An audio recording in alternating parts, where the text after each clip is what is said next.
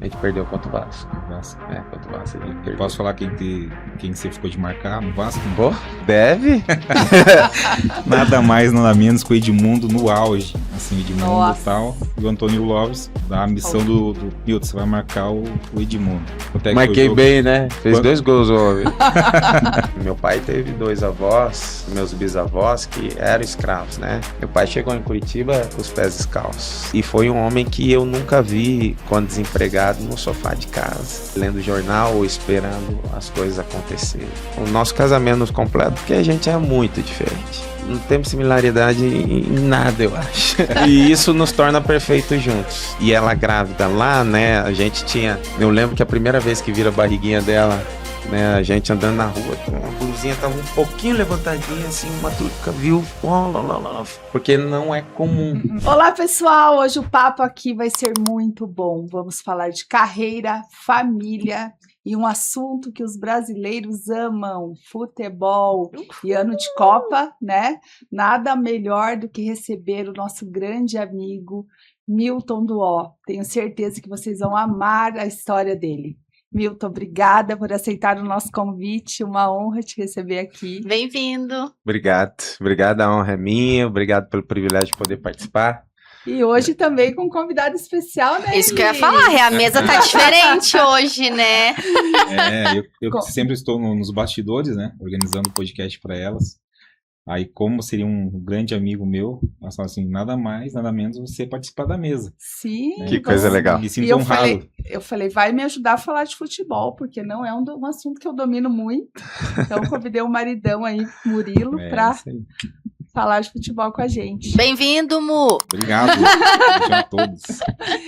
Então, vamos lá, Milton. A ideia, né, é você contar toda a sua trajetória aí, que eu sei que é bastante rica, falar sobre seu momento atual, mas vamos começar lá do início, né? Como que você começou, como que esse sonho nasceu no seu coração. Bom, antes agradecer mesmo pelo privilégio de poder estar aqui. É sempre muito bom a gente contar a nossa história, né? Porque nos faz lembrar também daquilo que a gente já vivenciou, né? Que talvez por um pouco tempo de espaço na nossa agenda a gente pode ter esquecido, mas que são coisas tão preciosas, né? Que nós passamos, e aqui do lado está uma pessoa que representa muito isso na minha vida, né? Que é seu marido, Murilo. Nos conhecemos com 11, 12 anos, né? A amizade, graças a Deus, perdura.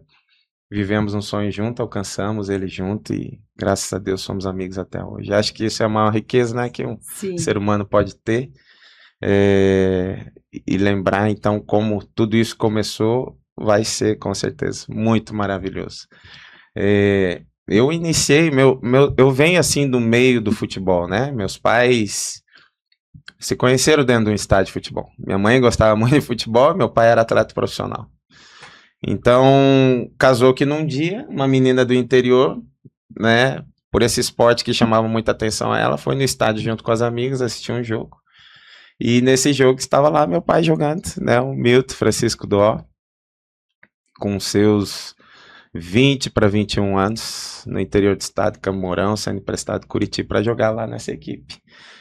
E ali, né, logicamente, começaram-se os olhares, né, principalmente vindo da parte da minha mãe, e logo depois meu pai teve o privilégio de conhecê-la fora dos campos, né, e assim, digamos, persegui-la, né, sabia onde ela trabalhava e tudo mais, sempre dava um jeitinho de poder passar ali na frente, né, para o negão poder estar sendo visto pela loirinha do interior. E de forma resumida, graças a Deus deu certo. Meus pais acabaram se casando, né, tendo o primeiro filho, que é o Marcelo Aracendo Ó, meu irmão mais velho, em Londrina, quando meu pai esteve jogando lá. E depois teve eu, anos depois, né, isso foi em 1974, meu irmão em 1979 e eu, em Ponta Grossa, quando meu pai estava jogando pelo Operário. Né, O irmão dele também foi jogador. Olha, realmente jogamos juntos também. Toda de O futebol criou essa família, né? Pois é. O futebol criou essa família. E o pai dele foi meu primeiro treinador no profissional. É verdade. Eu tenho um carinho muito grande pela família toda, inclusive pelo seu Milton e o Marcelo, que a gente jogou junto também, né? E eles por você. E então a minha vida já estava dentro de um de uma cultura, digamos assim, esportista, né, e desportiva, e seria difícil talvez eu alinhar minha vida a outra coisa, se fosse fora do esporte. Meu pai depois encerrou a carreira, então eu ali com 4 para 5 anos eu já comecei a entrar na escolinha, numa escolinha mesmo que ele fez, né, jogando futsal e jogando futebol de campo. Mal e mal conseguia correr, né, mas já estava correndo atrás de uma bola. E assim, os flashes que eu tenho na memória é de que eu sempre fui apaixonado, né, por futebol, por jogar. Meu grande sonho era ser um grande jogador, aqueles que eu via na TV disputando uma Copa do Mundo, coisa parecida. Então meu sonho era me tornar um jogador desse e mudar a minha realidade, né? Eu tenho uma dúvida sobre isso, porque muitos começam bem novinhos mesmo, né? 4, 5 anos. O dom já está ali ou ele pode ser desenvolvido? Assim, nossa, que ótima pergunta. É algo que eu bato muito na minha profissão hoje e até relacionado, né, às crianças da família, porque nós estamos vindo uma geração também onde meu sobrinho e meu filho também foram atletas profissionais, né? Mas eu acho assim, qualquer dom, se ele não for estimulado, ele é uma pérola dentro, né, de uma concha, que Sim. jamais vai ser descoberta. Então, eu acredito que a gente pode ter uma inclinação para poder fazer algo melhor do que o outro ser humano que está do meu lado, porém, se isso não for estimulado, treinado, se não for melhorado, se não for pensado, se não for amado, né, há muitas conexões para que isso possa se tornar realmente um diamante, né? Eu acredito dessa forma. Pelo menos eu olhando para o meu passado, para a minha carreira, de forma alguma eu vejo que o meu talento que legitimou os meus resultados, né? Foi o trabalho duro, foi a persuasão, o foco, o sonho, pessoas, né, me ajudando. Eu tive mais de 56 treinadores, contando com professores de educação física, e ainda os professores também de matéria, matemática, ciências. Eu lembro que eu tinha uma professora na 4ª série, chamava Eunila, né, minha professora de história e professora de português, e eu nunca fui um bom aluno, né? Não era bagunceiro, mas tinha muita dificuldade com a aprendizagem. E minha mãe, como uma mulher de visão, ela identificou isso e falou, esse menino vai ser jogador, né? Então minha mãe ia lá, me colocava ali em aula de inglês fora da escola, aula de alemão, cheguei a fazer latim, né? Que pessoa que faz aula de latim? Sabia dessa não. A dona Isaura fez eu fazer, mas ela acreditava muito naquele futuro que eu poderia alcançar. E essa professora Eunila, ela soube me motivar como poucos professores que eu tive na sala de aula, né? Ela me motivava dizendo assim, como é que você quer ser um grande atleta, se você não souber dar boas entrevistas, né? Se você não souber escrever bem. Então essa mulher, eu infelizmente não consegui encontrar ela, tentei procurar, né? Mas foi uma das professoras assim que fez muito sentido na minha caminhada. Simplificava, né? E te motivava. Exato, sabia como utilizar muito bem isso. Então eu não consigo ver assim o talento como uma chama que se queima sozinha, né? E que vai levar qualquer profissional, pessoa a um certo nível, um nível muito alto dentro daquilo que ele busca para a vida dele. Tenho certeza que com vocês, né, para poderem ter alcançado tudo que vocês alcançaram, né, com certeza deve ter acontecido muito trabalho. E assim, não penso diferente com relação a isso. Tem uma frase, eu acho, eu não sei a frase certinha, mas que fala que a disciplina leva à perfeição? Não. Ela só vem antes do sucesso no dicionário, mas né? Isso, e ela supera o talento, né? Porque talento sem disciplina, mas às vezes você não tem talento, mas você tem disciplina, claro que vai ser mais árduo para alguém que já tem uma inclinação, tem uma tendência, né, para saber jogar bola. Eu sou péssima, eu teria que me esforçar demais para conseguir aprender, mas com muita disciplina e muito esforço, o milagre pode acontecer, né? Concordo. E aí é aquilo que a gente sempre fala, né, no empreendedorismo, muitos querem ser um empresário de sucesso, mas não quer passar pelo processo e não quer pagar o preço para ser. Então, acho que todas as áreas hoje, né, não existe só no esporte ou só no mundo empresarial, existe a disciplina, existe o foco, e aí tem que se lapidar todos os dias. Verdade. A disciplina, que é uma palavra assim que a gente repete muito no nosso dia a dia, né, em casa ou no trabalho, ela realmente é uma ponte, né, para os teus sonhos, né, do momento onde você está até poder realizar. Se não tiver disciplina, acho que é muito difícil, né, a pessoa conseguir alcançar. E não quer dizer, né, que a gente pode ter a disciplina, que a gente não fique fraco em algum momento ou se canse num dia, né? A gente tem que se reconstruir todos os dias. Eu imagino, converso muito com o Murilo sobre isso, o processo que vocês passam, né? De exercício, de atividade, de treino, é uma loucura. Eu não daria conta. Não, jamais. Tem muitos os tempos, né? Até da nossa maturidade, né? Quando a gente é criança, eu acho que é relevado esse tempo do esforço e da disciplina, né? Nós somos encaminhados mais pelos pais. E talvez isso já vai entrar no nosso coraçãozinho ali tão novo como algo apaixonante, né? A disciplina seria mais com relação, talvez assim, se a gente for, eu pensando, né? O meu grande esforço era estar na escola. Não era nem ir, porque eu gostava de ir para a escola, né? Eu amava ir para a escola, sempre fui assim, ensinado o pai a acordar cedo, dormir muito cedo, então ir para a escola era muito bom para mim. Mas permanecer lá era uma dificuldade muito grande. Então, nessa idade, eu acho que eu via mais a disciplina aí. Aí depois, como profissional, realmente isso, a disciplina, ela é importantíssima, porque todos nós, né, temos paixões pelas quais nós somos atraídos fora do nosso contexto profissional, né, mas que põe uma vírgula naquilo que a gente quer tanto alcançar. E talvez só a disciplina que vai nos permitir dar aquele saltinho, né, para poder continuar. Como você bem falou, não foram todos os dias que eu tive vontade de treinar, né? Imagino. Não foram todos os dias que eu tive vontade de jogar ou de ir para o clube, trabalhar, mas acredito que é a disciplina realmente que faz a gente fazer isso. Pegando um gancho aqui, estava até comentando com elas a primeira vez que eu conheci você. E por incrível que pareça, a gente foi jogar contra no futsal. Então, assim, você chegou em Curitiba, você veio pro futsal. Isso? É verdade. E Bem daí, nisso, eu já tinha amizade com alguns ali do time que você veio, acho que era BB, né? Uhum, acho que estava o Lúcio Flávio, o Julinho, isso. o Alan. E daí eles falaram assim, o Milton vai com a gente pro campo no futebol, do Paraná Clube, na base. Vocês já estavam lá, né? Nós já estávamos Eu ia lá. fazer teste.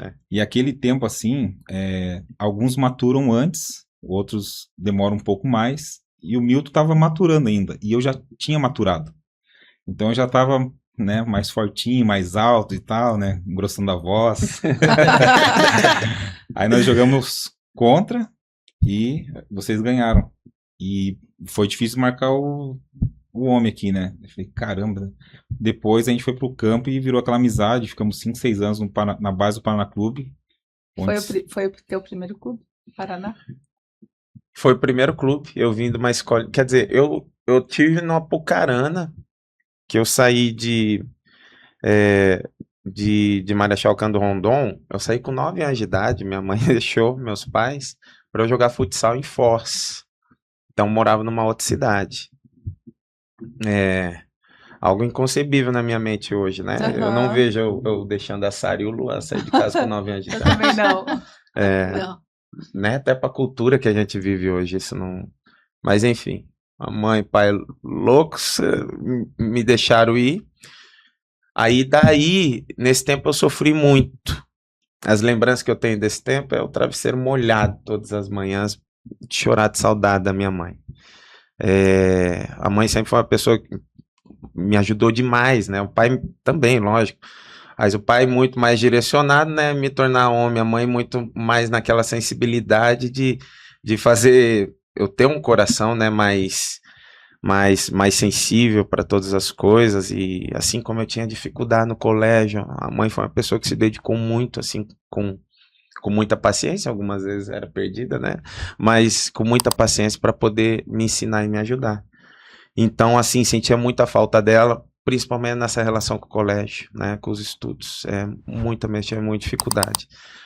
E daí eu vou pro Apucarana, a minha mãe ainda não vai, vou só eu e meu pai, as dificuldades elas continuam, né, no colégio. Aí quando eu venho para Curitiba, para jogar na BB que o Murilo falou, ia ganhar uma bolsa de estudo, no Colégio Bardal, antigo aqui na Pedro Ivo, aqui no centro. O Paraná Clube era o Camões. E daí aí a mãe decidiu vir junto, né? E foi o ponto assim que me deu mais fome, porque a mãe ela era gerente de um hospital em Marechal Candondon, no interior do estado, né, para frente de Cascavel. E ela largou isso para vir desempregado para cá, começou a trabalhar como caixa de supermercado, porque precisava levar comida para dentro de casa, né? E graças a Deus foi um emprego assim durante 3, 4 anos. Ajudou muito em casa. E o pai também largou o emprego dele, o sonho dele dentro do futebol, ser treinador profissional e tudo mais, para vir para cá também. Arranjou trabalho autônomo e vendia consórcio, né? Na época, por uma revendedora de uma empresa de carros. Não vou fazer propaganda aqui, né? Aí, então, o meu irmão jogava no Curitiba e eu estava no futsal. E daí, isso daí eu lembro que me deu muita fome, sabe? Sede de poder buscar algo no futuro para ajudar, né, na realidade da nossa família. Esse esforço, esse né, movimento que eles fizeram. Para Foi acreditar incrível. no sonho, né? No seu sonho, no sonho. Eles também tinham um sonho. Eles também tinham. Foi incrível isso daí.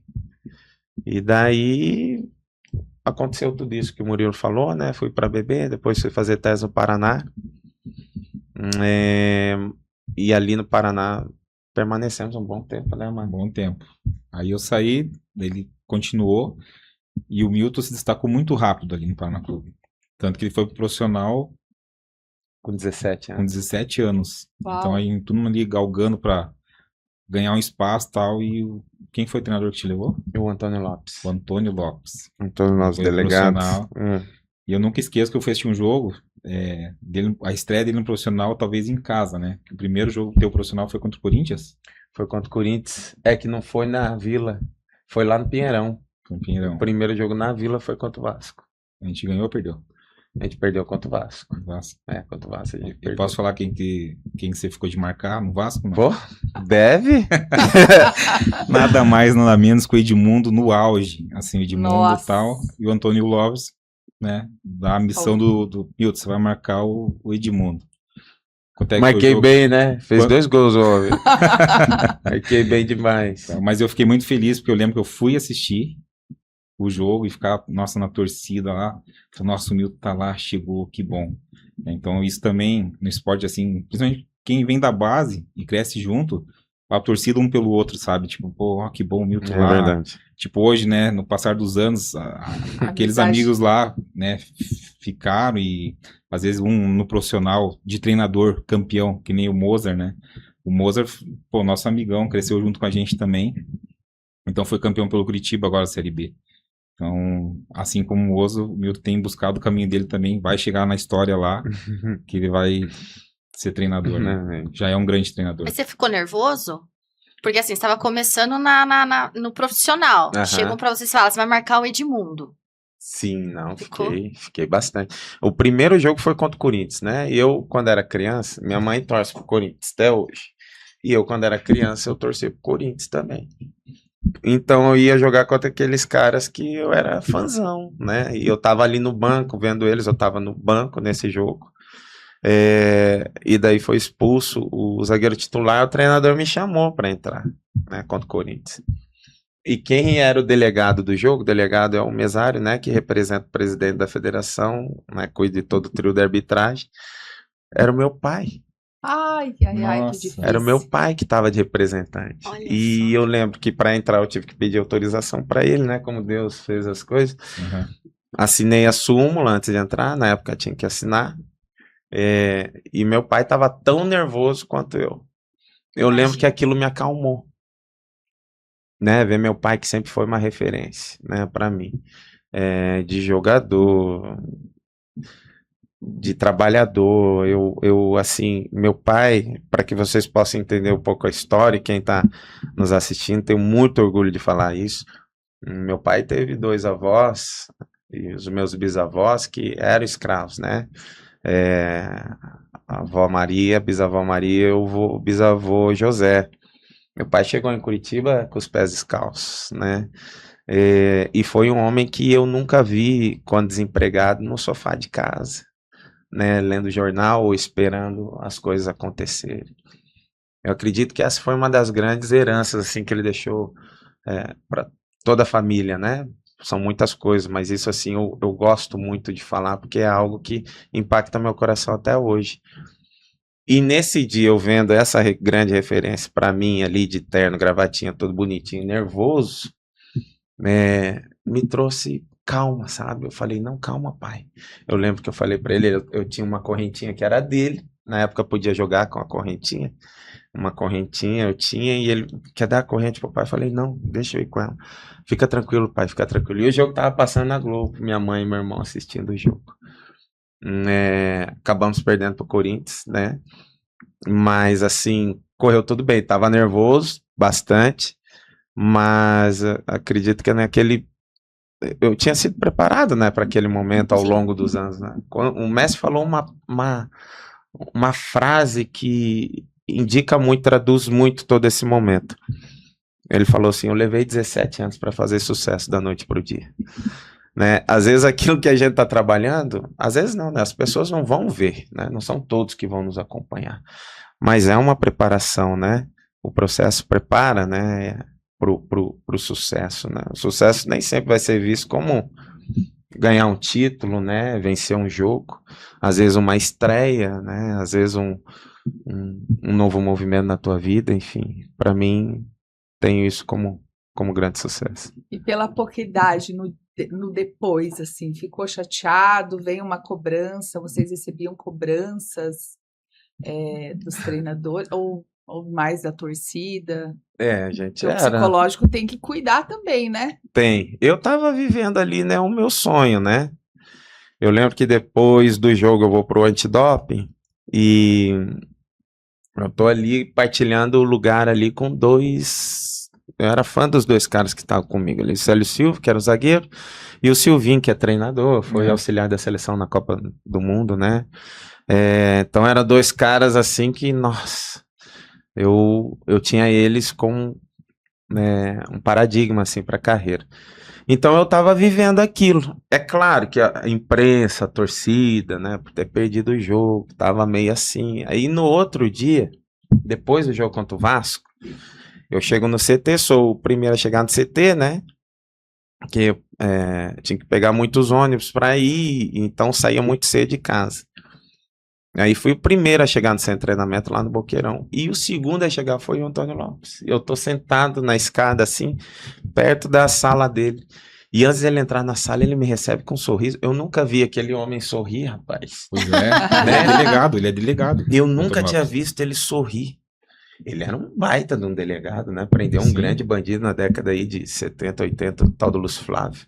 Lembro que ele me contava a história como ele prendeu esse cara. Não o Lúcio Flávio jogador, Lúcio Flávio bandido. E daí ele me recebe com um sorrisão e fala: pô, que grande jogo que você fez. Nossa, aquilo...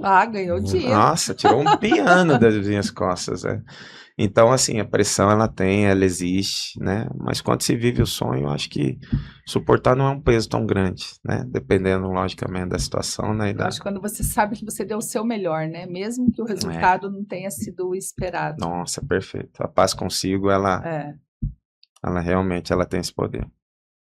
Aí depois disso, do Paraná Clube, você foi para onde? Depois do Paraná, eu fui para o Olympique, né? De Marselha. Eu joguei, na verdade, 4 jogos desse brasileiro, que foi contra o Vasco, Corinthians, 3 jogos, e o Vitória. Aí logo depois eu fui para o Olympique de Marselha, né, na França. Aí fiquei lá quase 2 anos, voltei para o Paraná. Aí no Paraná que eu tive todas as convocações, né, para a seleção brasileira, sub-15, 17, 20 e profissional. Daí, do Paraná, eu fui para o Atlético Paranaense, 2001. Na seleção? Luxemburgo era o treinador. Luxemburgo era o treinador. Em 1999, na última convocação, né, que eu tive. Foi em 2 amistosos que a gente fez na Austrália. E daí o Atlético Paranaense, Foi campeão. fomos campeões paranaenses em 2001. Aí eu saí do Atlético, fui pro Goiás, fiquei 2 anos em Goiás. Aí Goiás, assim, pessoalmente foi o melhor momento da minha carreira, né? Que eu lembro que ali eu realizei o grande sonho que eu tinha na minha vida, que era conseguir dar a casa para meu pai e para minha mãe. Esse era o Olha. grande sonho da minha vida. E Deus, ele fez tudo tão perfeito que foi logo depois, veio um outro sonho também, que eu me sonhava casar, né? Nunca fui um cara tão atraente, né, como você, né, Murilo? Então, tinha que ter isso como sonho, né? Idealização de vida. E ali eu e a Dani, mais ou menos no período ali de Atlético Goiás, que a gente se Vocês conhece. conheceram onde? A gente se conheceu aqui em Curitiba, num restaurante aqui no centro, Hard Rock Café. Na época se chamava Cones, né? Não que a gente se conheceu ali, mas ali foi o primeiro beijo, né? Eu conheci a Dani, ela era namorada de um grande amigo, né? Que foi o cupido da nossa relação, o Julinho. Nosso Julinho? querido Renato Julinho. conhece Não o sabia disso. O Julinho é cupido. E daí nós nos conhecemos. Eu vi a Dani e me apaixonei. Falei, essa é a mulher da minha vida. Uau. Né? Tipo, Ah, uau, querido. mas tive que trabalhar, viu? Ah, é? Pra Não, conquistar uau, foi esse difícil. amor à primeira vista, né? Eu Só acho de um bonito lado, né? isso. Só de um Ah, lado. entendi. Entendeu? Por isso que eu te Entendi. disse. E então aí, quando eu saio, tô saindo do Atlético, a gente já tá namorando. Aí eu convoco ela para ser minha noiva, né? Se ela aceitaria, ela aceita. Ali, eu não lembro o período, mas assim, de namoro e noivado deu uns 6 meses. Foi muito rápido. E já decidimos, assim, nos casar, sabe? Aí, Também quando conquistou foi não, vamos elegante, rapidinho, né? Vamos colocar o bambolê no dedo logo. Também, né? Vamos A perder ba- a tempo. batalha antes Exato. foi árdua. Vai que passa essa vontade. Vamos logo antes que ela desiste. Exatamente isso. Daí, assim, foi muito bom o Goiás, porque o Goiás renovou o nosso contrato. Né, eu fui numa condição pro Goiás. Eu largo um contrato de 3 anos no Atlético. Né, teve situações assim que me desanimaram muito ficar aqui. E eu queria respirar novos ares de novo. E apareceu o Goiás, eu fui. Troquei um contrato de 3 anos por um de 6 meses. E graças a Deus renovei daí no Goiás, aí que deu a possibilidade, né, de realizar o sonho da família. E logo depois, no final de 2002, a gente se casar. Aí foi maravilhoso. Aí eu saí do Goiás, né, 2002 mesmo, no final de 2002. 2003 eu já vou para a Turquia, né? Aí temos a lua de mel na Turquia. Aí que vem o primeiro filho, né, nesse período que a gente fica na Turquia, o Luan, né? Aí a Dani veio para Curitiba para poder tê-lo aqui. Aí eu volto pro Vitória da Bahia, quando volto pro Brasil em 2004, 2005 a Inter de Limeira e o Fluminense. Aí 2006 eu vou para Portugal, aí encerro minha carreira lá em 2009, 2010. 2010. É. Portugal na Ilha da Madeira. Ah, que Não chique. foi em qualquer Né? lugar. Que Foi na Ilha da Madeira. Ficamos ali 1 ano na Ilha da A Madeira. filhota vem quando? Ela Ele vem em veio 2009. 2009. A Sara, ela nasce em Portugal. Ela nasce lá. Né? O Luan era para Qual a nascer na diferença de Turquia. idade deles? 5 anos. 5 anos. 5 anos. O Luan, 5 anos, não? 6 anos. É quase 5 anos. Há 5 anos, aproximadamente. O Luan Teve um nasce... problema com o Lua lá na Turquia, não foi? A parte médica, ou era muito precária lá que você Mano, eu cometi o erro de levar a Dani pra conhecer o hospital aí, daí ela decidiu não ter o Luan lá, né, trazer pro Brasil. Realmente, assim, na cidade que a gente tava, não passou confiança nenhuma pra Dani, senão o Luan teria nascido lá. Ela volta pro Brasil na época, eu não sei hoje como é que tá isso, mas na época não era permitido uma grávida de 7 meses viajar. Uhum. Só se, pelo menos na minha época, só se o médico autorizar. Autorizasse, né? E ela não tinha autorização. Ela voltou pro pode. Brasil com 7 meses. Aí teve o Luan aqui, em Curitiba, a Sara daí acabou nascendo em Portugal, Portugal. em 2009. Quase que o Luan também era internacional, hein? Quase, por pouquinho, bem pouco mesmo. E como que... Acho que ficaria até mais fácil ouvindo dela, mas você deve também ter a sua percepção. Pra Dani, como que era essa vida, assim, essa rotina? Uma hora tá aqui, tava lá em Goiás, de repente vai pra Turquia, daí volta, daí vai pra Portugal. Sempre foi tranquilo pra ela, essa adaptação? Ou tinha que ter todo um processo ali de conversa, de convencimento? Nossa, que pergunta top, né? Às vezes, eu sofro por algumas esposas de jogador, sabe? Tem muitos ganhos, assim, por um lado, né? Mas também tem o ônus, né, da carreira do marido. E eu e a Dani, assim, nós somos... O nosso casamento nos completa porque a gente é muito diferente. Não temos similaridade em nada, eu acho. E isso nos torna perfeitos juntos, né? A diferença, ela acabou, lógico, com os anos, né? Com a maturidade se tornando uma força, mas lógico que durante algum tempo, principalmente quando você é imaturo, né? Um bloqueio na relação. E por que eu falo isso? Porque a Dani desconhecia completamente, né? Esse mundo do futebol. Quando ela tá comigo no Atlético, é uma realidade, né? Ela tá em casa. Vai para Goiânia é outro, né? Mas ainda no Brasil, uma cidade maravilhosa, né? Muito segura, né? Um clube muito bom onde a gente está. Vai para a Turquia, né? Num primeiro momento assim, ela sempre esteve disposta para todos os clubes que eu fui. Não teve nenhum clube que ela não foi, eu enquanto atleta, né? Que ela não me acompanhou, né? Todos ela foi. Só que na Turquia realmente ali ela sofreu um pouco, né?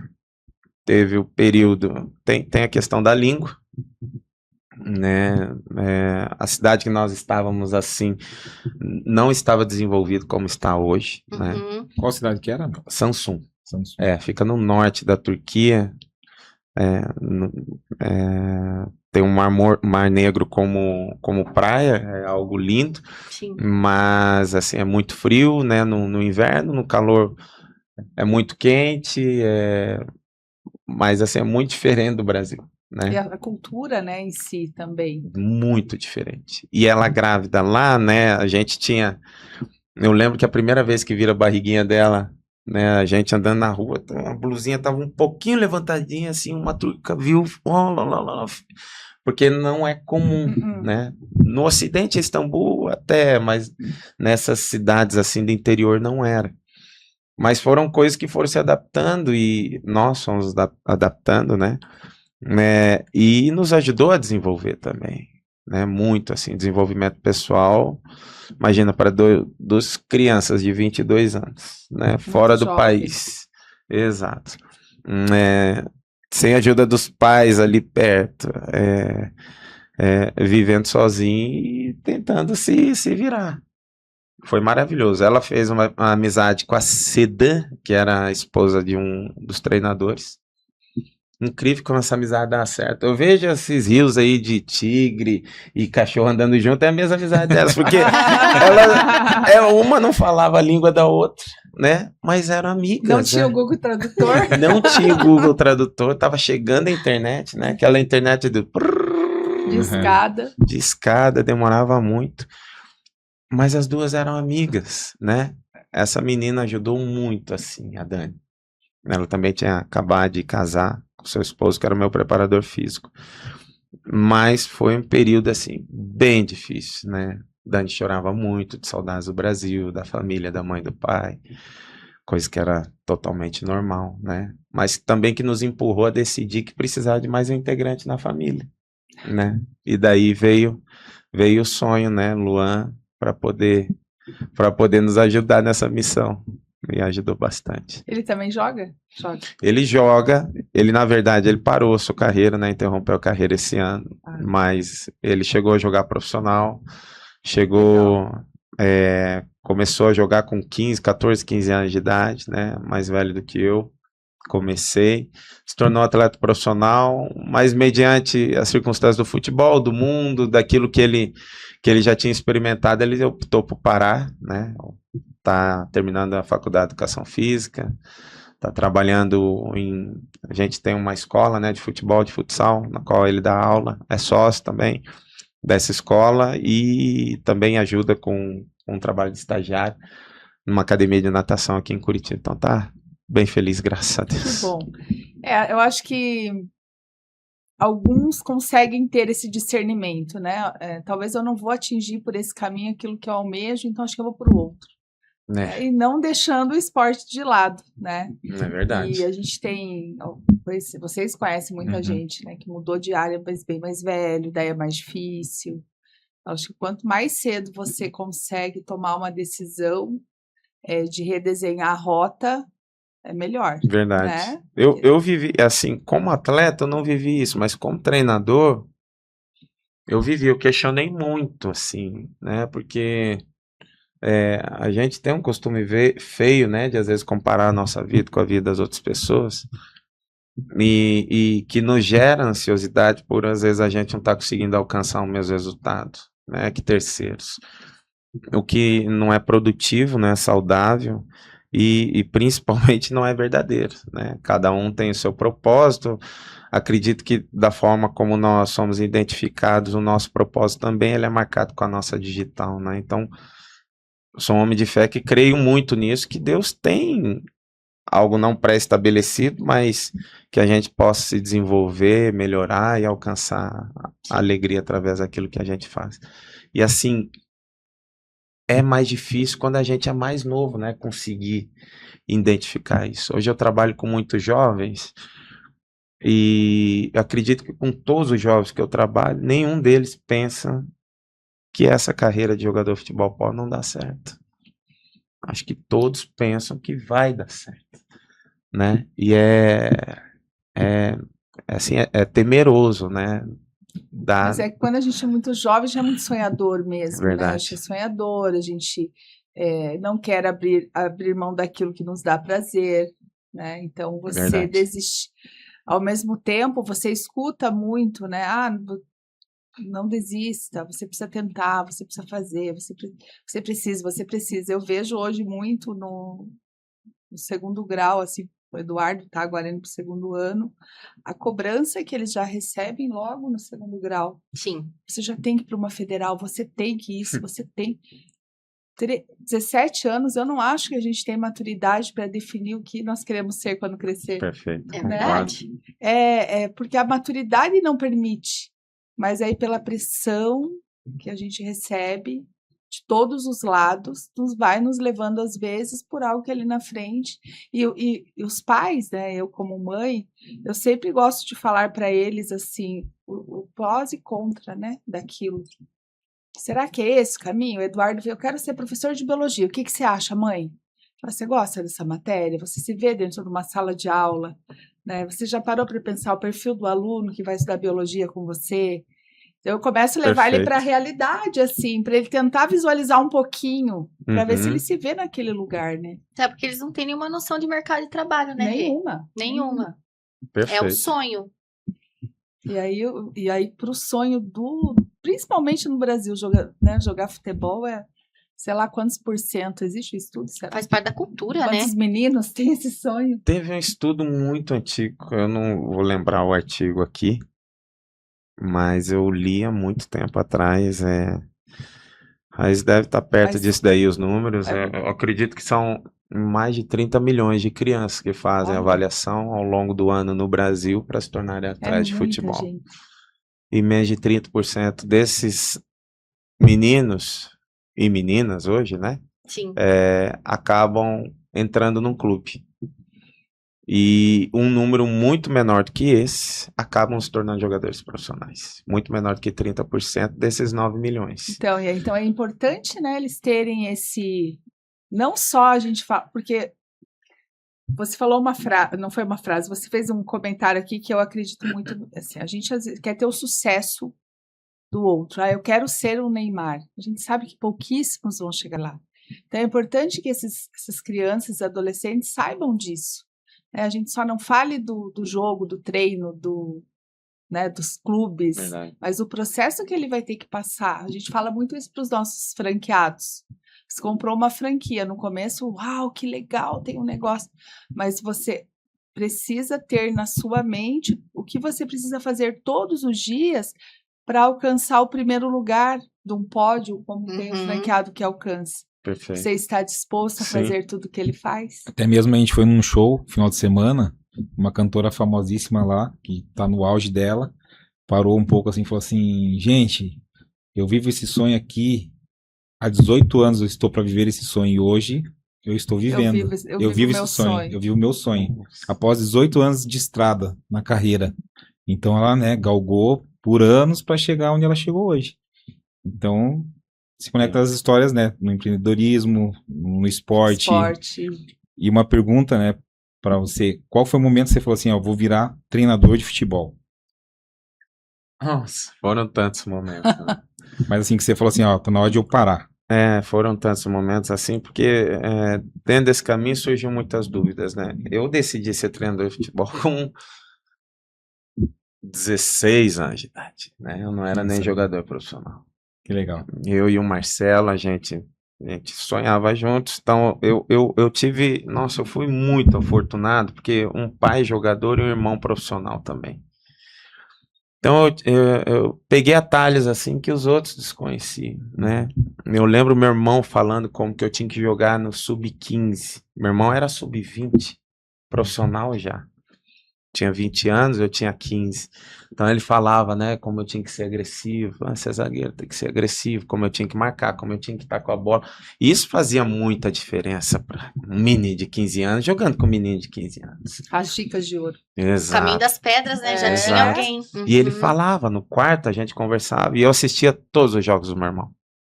E meu irmão, tudo que ele falava, ele era. Né? Ele era muito. O Murilo jogou com ele. Apanhei bastante, viu? Você conversa com ele agora, né, mano? Calma, tranquilo. Não, mas quando colocava um meião, minha nossa. Né, o negrão se transformava. E eu via ele aplicando tudo aquilo que ele me falava. Ele me falava que ele era verdade nele. Né? Meu irmão sempre tinha algo assim muito bom, que agora eu lembrei também, muitas coisas ele tinha, mas isso que era de conseguir amedrontar o adversário, né? Através da postura e da agressividade, né? Não do jogo violento, mas do jogo forte, por algumas vezes violento. Alguns diriam e discordariam de mim. E eu aderia a isso ao meu estilo, então fazia muita diferença para um garoto de 15 anos jogando com garotos de 15 anos. Então, assim, eu fui muito afortunado por conta disso, né? O pai, o irmão, uma mãe que vivenciou nesse meio aí, o que eu bebi de leite materno era vinho do futebol. Eu tentei sair do futebol, né, profissional, digo, né? E por isso que eu falei para você, Murilo, que assim, várias vezes eu pensei, vou ter que ser treinador. Tentei sair do futebol de algum outro jeito, né? O convite, ou pessoas que eu só conhecia, que só estavam ligadas a isso. Até que eu entendi, assim, porque eu perguntava para Deus, nossa, demais, qual que é o meu propósito, Senhor, né?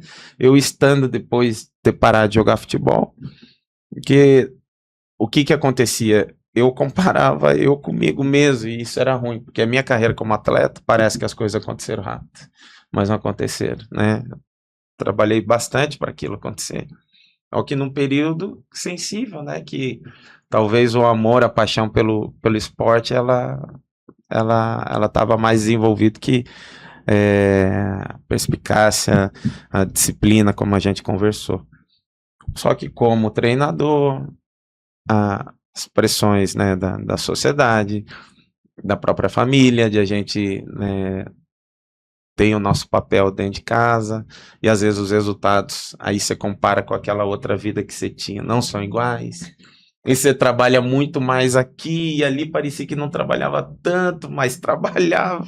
E as coisas não, e a conta não chega nunca a um denominador bom.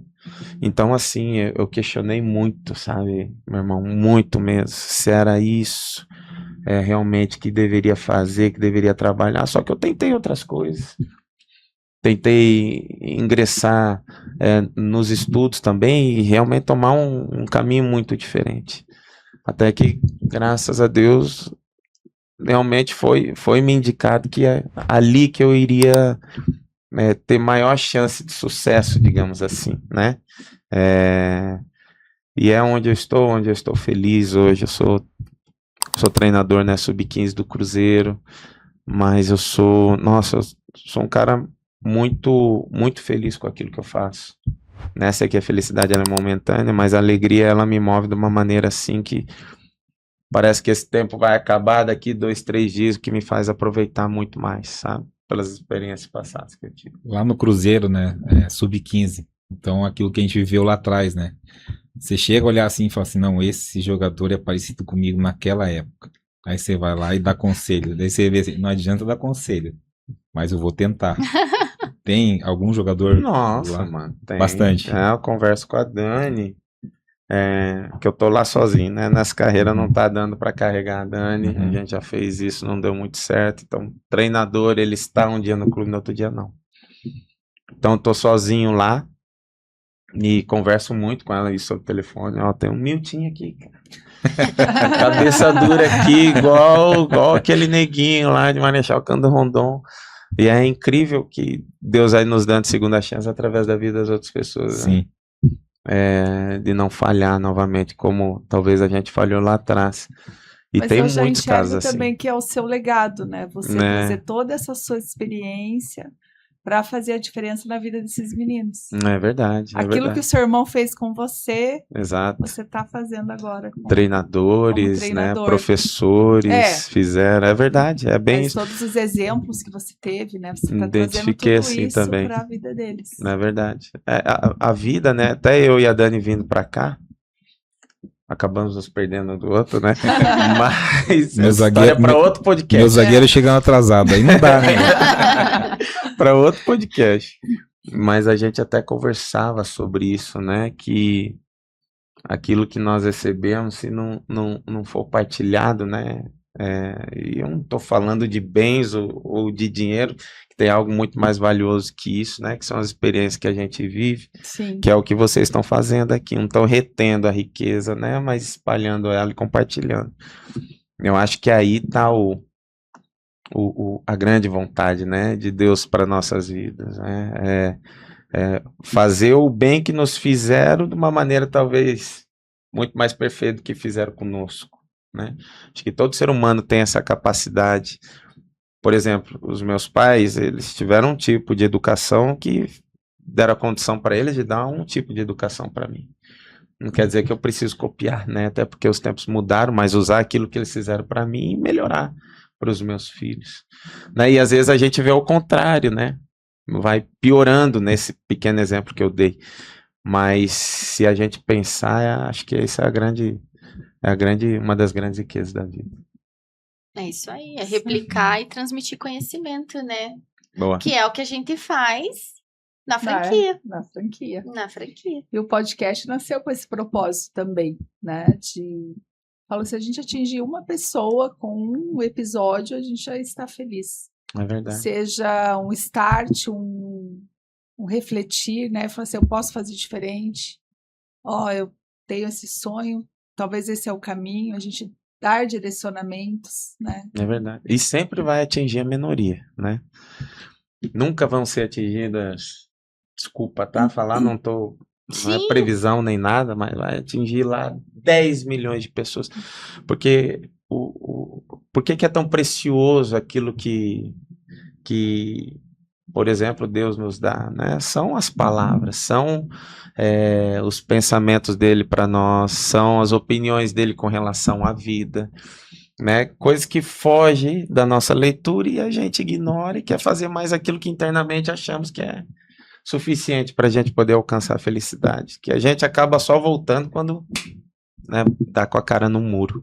Então, isso que vocês estão fazendo, com certeza, numa minoria, vai atingir o coração que vai replicar para tantas outras, né? Esse é o objetivo. É um trabalho de formiguinha, é um trabalho constante, daí tem a constância, a disciplina E sempre pensando assim, todos os convidados, a gente sempre, assim, o que que essa pessoa vai trazer de interessante, a gente vai conseguir levar essa mensagem para frente. Tem Que dado top. certo. Parabéns. Tem dado com muito certeza. certo. Sim. Muito top mesmo. Estamos bem felizes assim, de te receber também, né? Conhecer a sua história. E para finalizar, então, tá no Cruzeiro. Tô. Dani tá em Curitiba, mais Tá uma em vez aí Curitiba. exercitando o coração distante, né? Agora numa outra carreira, né? Agora não, porque a gente já tô 14 anos, né? Trabalhando como treinador. Aqui no estado passei por equipes profissionais e de base, mas há um ano recebemos o convite do Cruzeiro, aceitamos ir E tá lá e em lá BH. estamos. Estamos lá em Comendo pão BH. de queijo. Bastante, viu? Bastante. A comida do mineiro é Ah, muito eu boa. muito sou boa. fã, sou fã. Quase não gosto É de muito porco, de comida de porco torresmo. Ah, Nossa, lá é Um muito beijo bom. aos bom. mineiros. Um Adoro. beijo aos mineiros. Nossa, feijão tropeiro. E a tua carreira como treinador começou no Paraná Clube? Pois é, mano. Começou no Paraná Clube e eu tava me direcionando para outro lado também, tá querendo sair do futebol. Eu fui, fiz uma entrevista de emprego e no outro dia eu tava esperando o telefonema dessa empresa. Não era RHF. Não era, Não era. mano. Não estava no nível ainda. Não tô ainda até hoje. Mas não tava esperando essa empresa me ligar. E daí no outro dia me liga um cara do Paraná, um amigo que tava trabalhando lá. Milton, precisamos de um observador técnico aqui. Você tá afim? Nossa, meu coração ardeu com aquilo lá, sabe? Eu e a Dani conversamos e decidimos ir para o Paraná. Então, o mesmo clube que, né, eu me profissionalizei como jogador, na minha estreia como treinador profissional foi ali também, né, com o Ricardinho, quando o time caiu para a segunda divisão. Subiu, eu era um dos auxiliares, comandei o time nos últimos 3 jogos.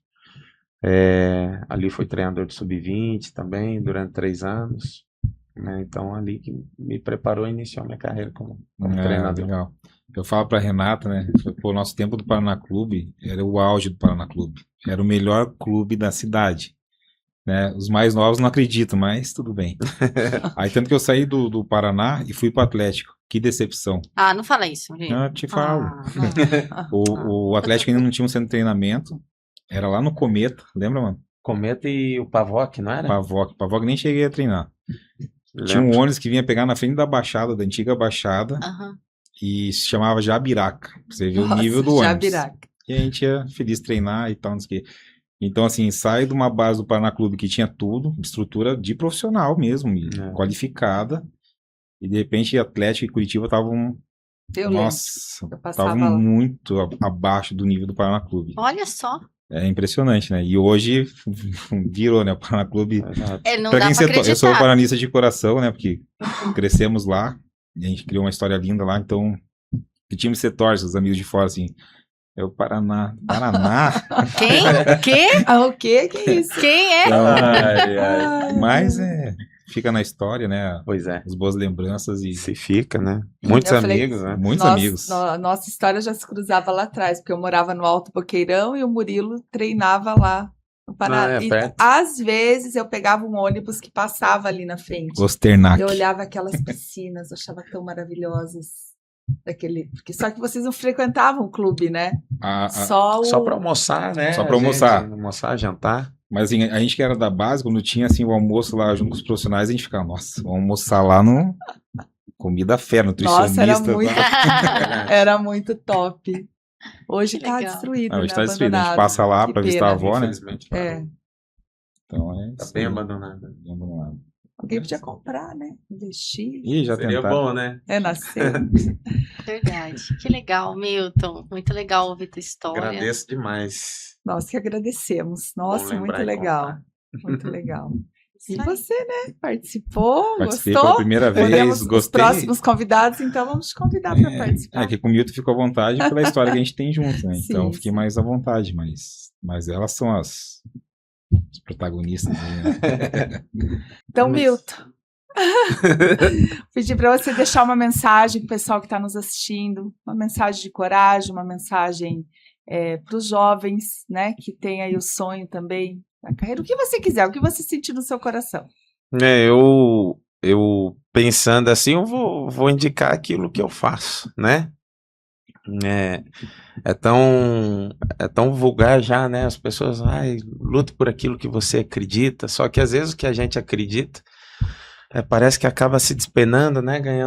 Perdendo forças com o caminho, a gente vendo que as coisas às vezes não estão dando certo. E eu vejo nesse plano assim, orquestrado por um criador, algo muito maravilhoso, que ele não nos pede entendimento das situações, né? Mas a fé. A fé é algo que transpassa a nossa capacidade de entendimento das situações, circunstâncias que estão ao redor da nossa vida. E ela nos permite, muitas vezes que a gente não entende porque que as coisas estão acontecendo daquela maneira, nos faz perceber que tudo que aquilo que a gente está fazendo cooperou para algum bem futuro, né? E que há um ser maravilhoso que está orquestrando toda essa engenharia, digamos assim, da nossa vida. Então, a minha mensagem seria mais nesse caminho, né? Tenha fé naquilo que você está fazendo, porque às vezes, mesmo que não alcance a direção que você deseja, pode se tornar muito abundantemente além daquilo que você imagina, né? Porque Deus é um Deus que realiza sonho que às vezes a gente só sonhou um pedacinho dele, né? Mas ele contempla toda a sua grandeza naquilo que a gente pode alcançar através de coisas que a gente nunca sonhou, mas muito boas. Às vezes quando dá algo errado a gente não entende naquele momento, mas é porque tem algo maior. Muitas vezes tem algo maior ali na frente, né? É verdade. Então, até as coisas que não são boas naquele momento para nós, tem um porquê e um propósito. Bem sempre isso. à frente. Perfeito. Fé, adoro. Sem fé a gente não vai a lugar nenhum. É verdade, concordo Obrigada, contigo. Milton. Eu que agradeço. Prazer te receber, que alegria. Muito bom para mim também. E vamos aproveitar que você está em Curitiba de férias e vamos fazer aquele churrasco. Oh, né, coisa boa. E para você que ficou até aqui conosco, meu muito obrigada. Espero que tenha gostado da história de hoje. Não deixe de nos seguir nas redes sociais, Renata Freires Oficial, RHF Talentos Matriz, e procure também uma das nossas unidades na sua região. Somos quase 300 unidades no Brasil. Isso aí, pessoal. Sigam também o Elis da RHF, o nosso Insta aqui do podcast, RHF Talk, e o nosso canal no YouTube, RHF Talentos. Então, todos os episódios estão lá, inclusive esse do Milton, que foi sensacional. Obrigada, viu? Obrigada.